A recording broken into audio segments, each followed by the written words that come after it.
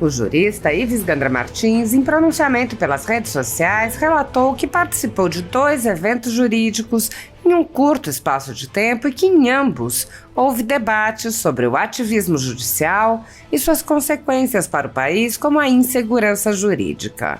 O jurista apontou: todos reconhecem a existência do ativismo judicial.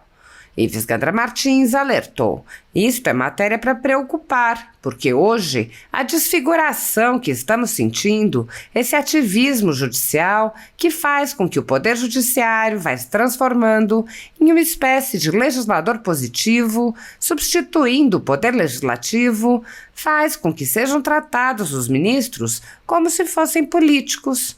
O jurista lembrou que os atuais ministros precisam até de segurança para saírem às ruas, o que nunca ocorreu quando os ministros não eram políticos. Ele apontou: todos hoje reconhecem que haveria necessidade de uma autocontenção do Poder Judiciário. Ives Gandra Martins disse: essa autocontenção foi o que, nos 2 congressos, todos procuravam ver se conseguiam obter, mas que, de rigor, não está havendo, e, a meu ver, não há por uma razão. Ele citou o livro Uma Breve Teoria do Poder e explicou: quem adquire o poder e, pelo fato de ter a caneta, passa a dominar sobre os outros poderes, a autocontenção é difícil. Na história do poder, todos aqueles que adquirem o poder só são tirados do poder ou pela lei ou afastados pelas oposições. Nas revoluções, violentamente, ou nas democracias, através das eleições, que é o sistema que todos nós devemos sempre desejar. Mas demonstra que a autocontenção, infelizmente, essa autocontenção, a meu ver, parece difícil. Razão pela qual vão continuar advogados, professores universitários, inclusive alguns membros do Poder Judiciário, a bater na tecla. O jurista concluiu alertando: e eu, na esperança que sempre tive de que um dia nós teríamos uma democracia plena, com liberdade de expressão, com os poderes, cada um dentro dos limites dados pela Constituição, gostaria muito que houvesse a autocontenção, querida e desejada por todos, porque isso facilitaria e ainda evitaria medidas que começam a ser tomadas no Legislativo para impor a contenção, que poderia ser obtida tranquilamente se houvesse a autocontenção. No congresso que eu participei ontem para examinar a insegurança jurídica e o ativismo judicial, no Conselho de Assuntos Tributários, presidido por José Pastore, na FEComércio, com a colaboração do meu Conselho Superior de Direito, discutimos essa temática de relevância. E me impressionou, com ministros presentes do Tribunal Superior do Trabalho, com a presença de desembargadores, mas de muitos economistas, juristas e elementos que estão a par da crise no direito tributário. Ficou claro de que todos reconhecem a existência de ativismo judicial. O Tribunal Superior do Trabalho muitas vezes não cumpre o que está na Constituição. Entendem que o social, auxiliar quem precisa nos julgamentos, é mais importante do que respeitar o que está escrito. E os temas foram debatidos em profundidade. Discutiu-se também o ativismo judicial, inclusive da Suprema Corte. E eu, como participara no dia anterior, numa palestra aí sobre direito tributário, as duas falando, aí também discutindo direito tributário, o tema era a insegurança jurídica em função das decisões que temos, não só do CARF, em que quando há dúvida e há empate de 4-4, o voto do presidente, que é sempre da Receita Federal, vale 2 votos. E aí passa, na dúvida, não seguir o princípio que está no Código Tributário Nacional, artigo 112, mas o que está numa lei ordinária, a meu ver, condicionada a ser igual ao que definia em matéria de interpretação a lei complementar. A lei ordinária desconhece o código, tornando um documento inútil em matéria de interpretação. E também se discutiu o mesmo tema. Isso é matéria para preocupar, porque hoje a desfiguração que estamos sentindo, e não discuto a qualidade, o mérito, o valor, a idoneidade dos membros do Poder Judiciário e principalmente da Suprema Corte.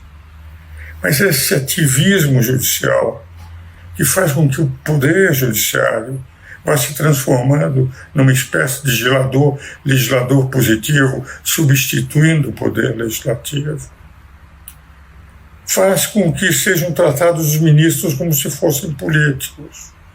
Os que apoiam, enfim, elogiando. Os que criticam,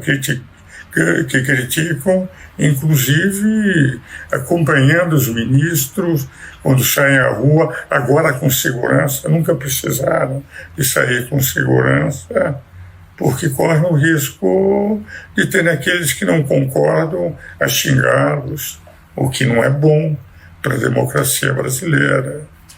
Então, o que foi discutido nos dois, um no Tribunal Federal de Recursos da Terceira Região e um no Conselho Superior de Direito e no Conselho de Assuntos Trabalhistas, de Relações Trabalhistas de José Pastore, todos, membros do Poder Judiciário, advogados, professores universitários, economistas, reconhecem que hoje haveria necessidade de uma autocontenção do Poder Judiciário. Aliás, o Estado de São Paulo, sexta-feira, no seu editorial, mostra que, inclusive, a censura do ministro Dino em relação a publicações que falavam sobre o homossexualismo poderia levar, a partir dessa censura da liberdade de expressão, a também exigir que todas as Bíblias fossem afastadas das editoras e das igrejas, porque esses livros apresentam o que, na época do Velho Testamento, na época das Epístolas de São Paulo, o que se tinha era uma posição, enfim, contrária ao homossexualismo. O que vale dizer, aplicação de censura por uma determinação própria, criticado pelos literais do Estado na quinta e editorial da Folha de São Paulo na quarta-feira. Então essa autocontenção foi o que nos dois congressos todos procuraram ver se conseguiam obter, mas que de rigor não está havendo. E a meu ver, não há por uma razão, porque no meu livro A Breve Teoria do Poder, uma breve teoria do poder, eu vejo que quem adquire o poder, eles se outorgaram um poder que, pelo fato de terem a caneta, passa a dominar sobre os outros poderes, sendo mais importante que os outros poderes. A autocontenção é difícil. Na história do poder, como eu mostro no meu livro, prefaciado pelo presidente Michel Temer, todos aqueles que adquirem o poder são tirados do poder, ou pela lei, ou afastando pelas oposições, nas revoluções, violentamente, nas democracias, através da eleição, que é o sistema que todos nós devemos sempre desejar. Mas demonstra que a autocontenção, infelizmente, desejada nos dois simpósios, nos dois congressos, essa autocontenção, a meu ver, parece-me difícil. Razão pela qual vão continuar advogados, professores universitários, inclusive alguns membros do Poder Judiciário, a baterem na tecla.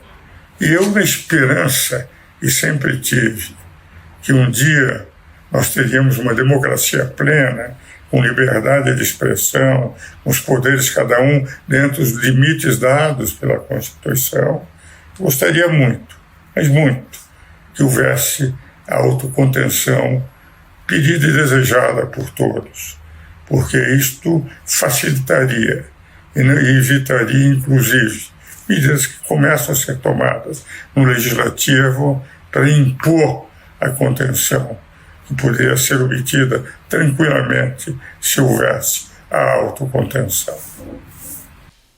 A ditadura da toga segue firme. O Brasil tem hoje presos políticos, tribunais de sessão e jornais, parlamentares e influenciadores censurados. Em um inquérito administrativo no Tribunal Superior Eleitoral, o ministro Luiz Felipe Salomão, ex-corregedor do TSE, mandou confiscar a renda de sites e canais conservadores, como a Folha Política, com o aplauso e o respaldo dos ministros Luiz Roberto Barroso, Alexandre de Moraes e Edson Fachin. Todos os rendimentos de mais de 20 meses de trabalho do jornal estão sendo retidos sem justificativa jurídica. Anteriormente, a Folha Política teve sua sede invadida e todos os seus equipamentos apreendidos a mando do ministro Alexandre de Moraes. Mesmo assim, a equipe continuou trabalhando como sempre, de domingo a domingo, dia ou noite, para trazer informação sobre os três poderes e romper a espiral do silêncio imposta pela velha imprensa, levando informação de qualidade para todos os cidadãos e defendendo os valores, as pessoas e os fatos excluídos pelo mainstream, como o conservadorismo e as propostas de cidadãos e políticos de direita. Se você apoia o trabalho da Folha Política e pode ajudar a manter sua estrutura, cumprir seus compromissos financeiros e pagar seus colaboradores, doe qualquer valor à empresa Raposo Fernandes por meio do Pix, cujo QR Code está visível na tela, ou por meio do código ajude@folhapolitica.org. Caso não utilize Pix, há a opção de transferência bancária para a conta da empresa Raposo Fernandes, disponível na descrição deste vídeo e no comentário fixado no topo. Há mais de 10 anos, a Folha Política vem mostrando fatos da política brasileira, cobrindo eventos dos três poderes e dando voz a pessoas que o cartel midiático do país não quer mostrar. Pix ajude@folhapolitica.org